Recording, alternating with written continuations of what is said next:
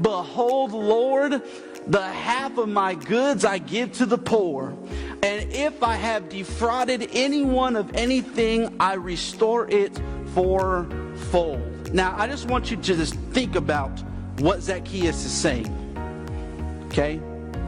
First of all, he says, I'm going to give half of my earnings, half of my stuff to the poor. Now, there's no indication whether this was only a one-time thing or this was going to be a continual thing. My guess is continual, okay?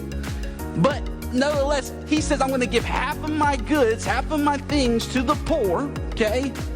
So this guy must have been pretty wealthy to be able to do that. And then he says, if I have defrauded anyone. So guess what we can probably assume by him saying that? He's defrauded people.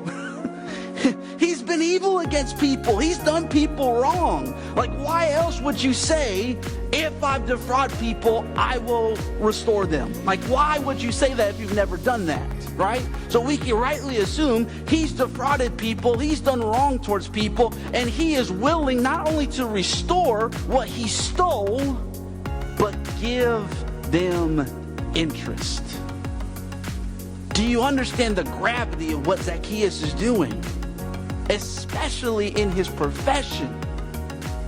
This is unheard of. Like, who would do that?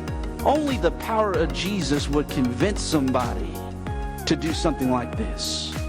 Only their love for God would convince someone to not only give half of their things, but to restore what they stole and give interest to them. This guy really repented of his wrong to the point that he was willing to restore plus interest. Jesus then tells him, today salvation has come to this house, since he also is a son of Abraham. For the Son of Man came to seek and to save the lost. Salvation came to this man's house. He was willing to change. He was willing to repent.